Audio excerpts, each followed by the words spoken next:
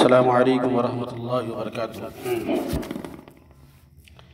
آج کی تراویح 8ویں پارے کی نصف سے 9ویں پارے کے شروع تک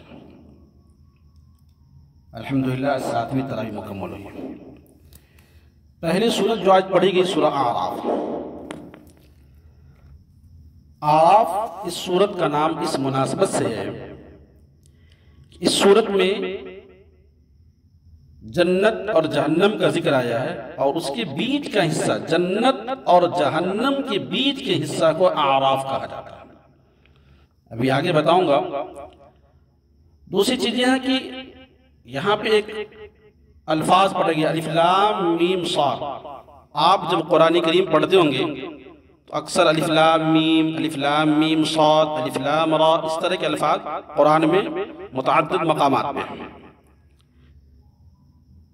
ان الفاظ کو حروف مقطعات کہتے ہیں، کاٹ کاٹ کر پڑھے جانے والے حرف، الگ الگ کر کے پڑھیں گے، اور ان کا معنی مطلب اللہ تعالیٰ کے علاوہ کوئی نہیں جانتا۔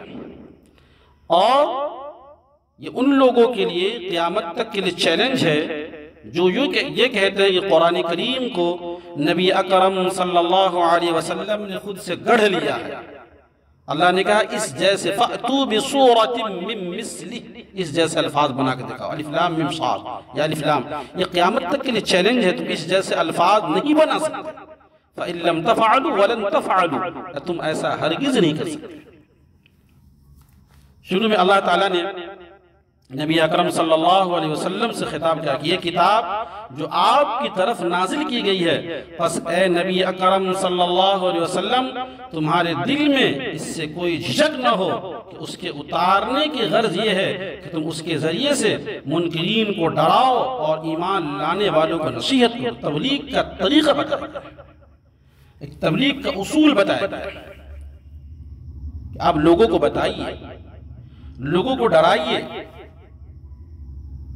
ایسے اس سورت کے اندر سورہ اعراف میں مجموعی طور پہ نظر ڈالیں گے، اس میں زیادہ تر مضامین جو ہے آخرت پہ، جیسا کہ اگلی والی آیت ہے اتبعوا ما انزل الیکم من ربکم ولا تتبعوا من دونی اولیاء قلیلا ما تذکرون، کہ اپنے رب کو چھوڑ کر دوسرے کے پیچھے نہ لگو، قرآن کریم کی پیروی کرو۔ اسی طرح اللہ نے کہا فَلَنَسْأَلَنَّ الَّذِينَ أُرْسِلَ إِلَيْهِمْ وَلَنَسْأَلَنَّ الْمُرْسَلِينَ، کہ میں یعنی آخرت کی تحقیق، یعنی قیامت میں پوچھ ہوگی، قیامت کی تحقیق میں ان لوگوں سے ضرور بعض پرس ضرور ہوگی جن کی طرف پیغمبر بھیجے گئے تھے، اور پیغمبروں سے بھی پوچھا جائے گا کہ انہوں نے اپنا فرض کہاں تک انجام دیا اور لوگوں کی طرف سے انہیں کیا جواب ملا۔ بلا شبہ لوگوں کو اس روز قیامت میں جو میزان، جو کچھ بھی عمل کرتے ہیں، اچھے ہو یا برے ہو، ما یلفظ من قول الا لدیہ رقیب عتید، کہ جو الفاظ ہمارے زبان سے نکلتے، جو کچھ بھی کرتے ہیں اللہ کے فرشتے اس کو نوٹ کرتے ہیں، ایک ایک چیز کو اللہ کے فرشتے نوٹ کرتے ہیں۔ اس دن میزان عدل قائم ہوگا، جن کے نام اعمال والوزن یومئذ الحق فمن ثقلت موازینہ فاولئک هم المفلحون، وزن اس روز ہوگا جن کے پلے بھاری ہوں گے وہ فلاح پانے والے، جو کچھ بھی کرتے ہیں وہ تولا جائے گا۔ اس کے برعکس ومن خفت موازینہ فاولئک الذین خسروا انفسهم بما كانوا بآیاتنا یظلمون، اور جن کے پلڑے ہلکے ہوں گے وہی اپنے آپ کو خسارہ میں مبتلا ہونے والے، کیونکہ وہ ہماری آیتوں کے ساتھ ظالمانہ برتاؤ کرتے تھے۔ اس کے بعد اللہ تبارک و تعالی نے کہا کہ ہم نے تم کو بہترین شکل صورت میں پیدا کیا۔ پھر آدم علیہ السلام کے پیدائش کا ذکر ہے کہ اللہ تبارک و تعالی نے آدم علیہ السلام کو پیدا کیا تو حکم دیا فرشتوں کو اور جناتوں کو کہ سجدہ کرو، لیکن فرشتوں نے سجدہ کیا، فَسَجَدُوا إِلَّا ابلیس نے انکار کر دیا، لم یکن من الساجدین، سجدہ نہیں کیا۔ کیوں نہیں سجدہ کیا؟ اس نے یہ جواب دیا قَالَ أَنَا خَيْرٌ مِّن خَلَقْتَنِ مِن نَارٍ وَخَلَقْتَهُ مِن طِينٍ، کہ میں کیسے سجدہ کر سکتا ہوں؟ اللہ نے مجھے آگ سے بنایا، اور آگ کی صفت اوپر جانے کی، مٹی ہمیشہ نیچے رہتی ہے، میں بھلا مٹی کو سجدہ کیسے کروں؟ انسان کے اندر عجیب غرور آتا ہے، میں فلاں مسلک سے تعلق رکھتا ہوں، فلاں کے پیچھے نماز کیوں پڑھوں؟ میں فلاں مسلک سے تعلق رکھتا ہوں، فلاں کی بات کیوں سنوں؟ میں فلاں برادری سے تعلق رکھتا ہوں، فلاں برادری میں شادی کیوں کروں؟ میں تو اس سے بہتر ہوں نا، میں خان ہوں، پٹھان ہوں، سید ہوں، ان کے شادی میں کیوں جاؤں؟ ان کے باراتی میں کیوں جاؤں؟ باراتی مطلب کہنے کا مطلب ہے کہ باراتی جانا درست نہیں ہے، لیکن ان کے دکھ مصیبت میں کیوں شریک ہوں میں؟ ہم تو بڑے اعلیٰ نسل کے لوگ ہیں، ہم رئیس ہیں۔ یہ انسان کے اندر جب انا والی صفت آتی ہے نا، انا خیر، یہ انا کی وجہ سے جو ابلیس جنت سے نکالا گیا، در در کے ٹھوکریں کھا رہا، اس کی بڑی وجہ تھی اس نے کہا تو میں بہتر ہوں۔ آج معاشرے کو نظر اٹھا کے دیکھیے، میں اس کے گھر کیوں جاؤں، میں اس سے کیوں بات کروں، اس نے غلطی کی، میں بہتر ہوں، میں حق پہ ہوں، یہ انسان کو ڈبو دیتی ہے۔ فرعون نے بھی کہا تھا انا ربکم الاعلی، کیا حال ہوا فرعون کا، کیا حشر ہوا، کیسے برباد ہوا وہ؟ اسے عبرت لینے کی بات ہے۔ آج ہمارے اندر چھوٹی چھوٹی بات میں انانیت آتی کہ میں ایسے ہیں، تو اللہ نے جو حکم دیا سب نے سجدہ کیا، ابلیس نے انکار کر دیا۔ اللہ نے کہا قال فاہبط منها فما يكون لك ان تتكبر فيها فاخرج انك من الصاغرين۔ اللہ تبارک و تعالی جنت سے نکال دیا، اس نے مہلت مانگی کہ جنت سے تو نکل رہا ہوں لیکن مجھے مہلت دیجیے، میں جس کی وجہ سے جنت سے نکل رہا ہوں میں اس کو بہکاتا رہوں گا، آدم کی اولاد کو بہکاؤں گا، حسد دل میں پیدا ہوگا۔ اس نے کہا ثم لآتینہم من بین ایدیہم ومن خلفہم وعن ایمانہم وعن شمائلہم ولا تجد اکثرہم شاکرین، کہ میں تو اس کو دائیں سے بائیں سے آگے سے پیچھے سے بہکاؤں گا، روکوں گا، آپ کی عبادت کرنے سے جنت میں نہیں جانے دوں گا۔ حسد کہ اس کی وجہ سے میں جنت سے نکل رہا ہوں، اس کو بھلا جنت میں کیسے جانے دوں؟ اللہ تبارک و تعالیٰ نے کہا جو میرے نیک بندے ہوں گے، جو مطیع اور فرما بردار ہوں گے، وہ تمہاری بات نہیں مانیں گے، اگر جو تمہاری بات مانے گا لَأَمْلَأَنَّ جَهَنَّمَ مِنْكُمْ أَجْمَعِينَ، میں تجھے بھی اور اس کو بھی جہنم میں ڈال دوں گا، دونوں کو۔ اس کے بعد اللہ تبارک و تعالیٰ نے کہا آدم سے یا آدم اسکن انت وزوجک الجنہ، اے آدم تم اور تمہاری بیوی جنت میں رہو، جہاں چاہو کھاؤ پیو گھومو، لیکن ایک بات یاد رکھنا وَلَا تَقْرَبَ هَذِهِ الشَّجَرَةَ فَتَكُونَ مِنَ الظَّالِمِينَ، اس درخت کے قریب مت جانا ورنہ ظالموں میں سے ہو جاؤ۔ شیطان چونکہ انسان کا ابدی دشمن ہے، اس نے ٹھان لیا بہکاؤں گا۔ شیطان نے جا کے کہا آدم اللہ نے آپ کو اس درخت کے قریب جانے سے منع کیے ہیں، پھل کھانے تو تھوڑی نہیں منع کیے ہیں، میں پھل لا کے دوں پھل کھا لی۔ آدم علیہ السلام ان کی بھی پھل کھائی، اللہ نے ان کو جنت سے نکال دیا، دونوں جنت سے نکل گئے۔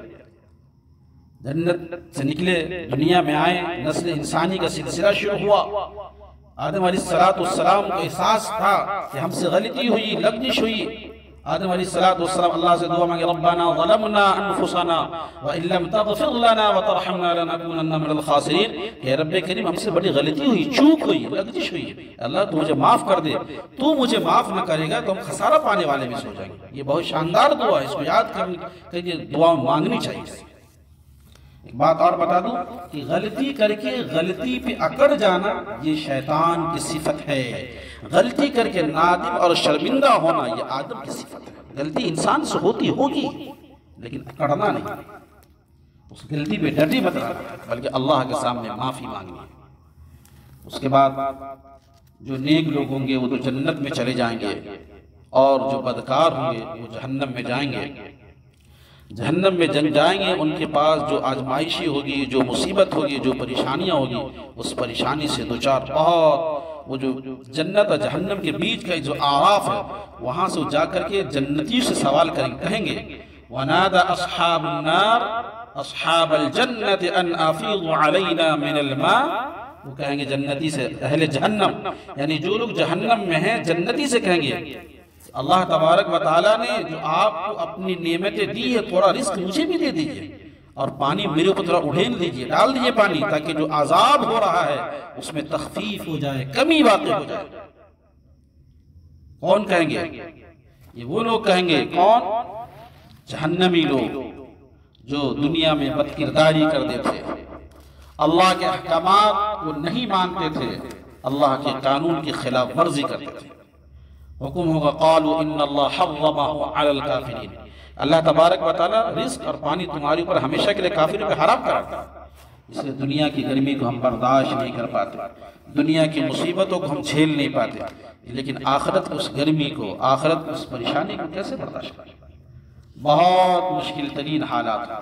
اس کے بعد کئی قوموں کے واقعات ہے، قوم سمود کا واقعہ ہے، صالح علیہ السلام کا بھی آگے آئے گا، بتایا جائے گا کہ آزمائش کے طور پہ ان لوگوں نے صالح علیہ السلام سے کہا کہ میں آپ کو نبی اس وقت مانوں گا جب آپ ایک اونٹنی اس پہاڑ سے نکالیں گے۔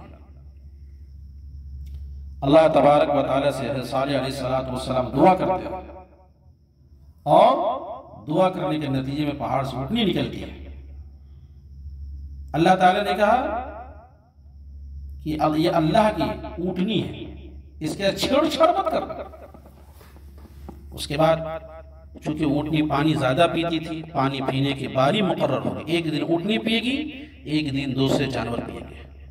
آخر حال یہ ہوا ان لوگوں نے اللہ کی اس اونٹنی کو مار ڈالا۔ آخر میں اللہ کے عذاب میں سارے کے سارے لوگ گرفتار ہوئے۔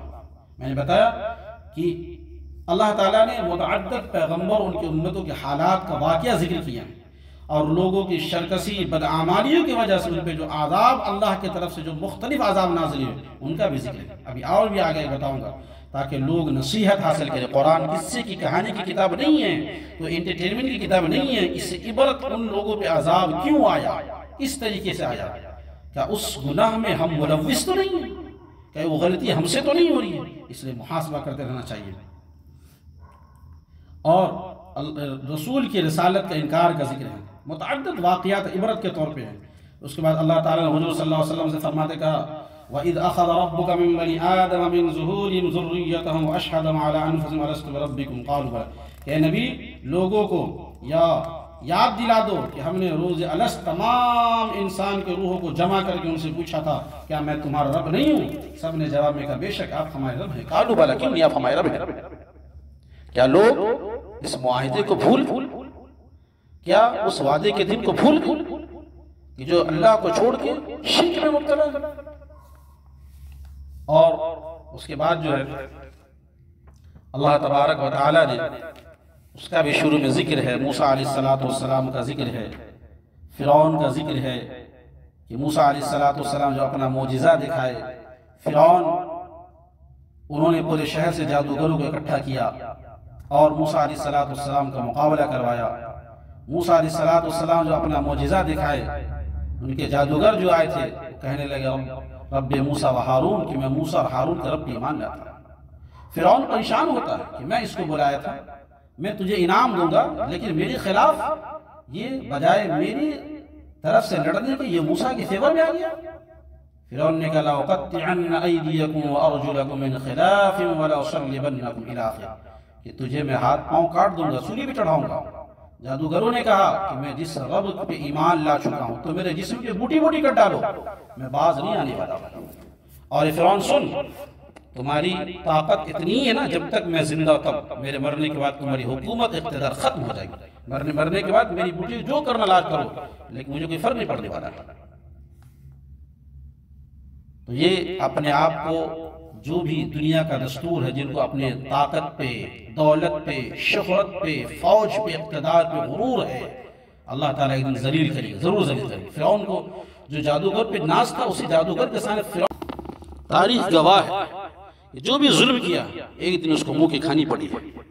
آخر میں اللہ تعالیٰ نے حضور اکرم صلی اللہ علیہ وسلم سے ارشاد فرمایا کہ اگر یہ منکرین آپ کو جادوگر اور مجنون کہیں تو آپ اس کی پرواہ نہ کریں، آپ یہ فرما دیں کہ میں تو ایک خبردار کرنے والا ہوں، اور جو میری بات مانے ان کو خوشخبری سنانے والا ہوں۔ آخر میں حضور صلی اللہ علیہ وسلم کو تبلیغ کی حکمت خصوصیت کے ساتھ بتائی گئی ہے کہ مخالفین کی زیادتی کا مقابلہ صبر اور ضبط کے ساتھ کریں۔ آخر میں اللہ تعالیٰ نے حضور صلی اللہ علیہ وسلم ارشاد فرمایا کہ آپ نرمی اور درگزر کا طریقہ اختیار فرمائیں، جاہلوں سے نہ الجھیں۔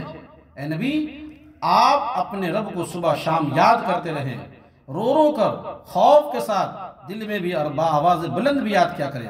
اللہ تعالیٰ سے دعا کرے کہ اللہ تعالیٰ حضور صلی اللہ علیہ وسلم کی رسالت کو مکمل طور پہ قولاً و عملاً ہم سب کو تسلیم کرنے والا بنا دے۔ اللہ تعالیٰ جو باتیں کہی گئی ہے، سنی گئی، اللہ تعالیٰ اس پر عمل کرنے کی توفیق عطا فرمائے۔ آمین وآخر دعوانا الحمدللہ رب العالمین۔ السلام علیکم۔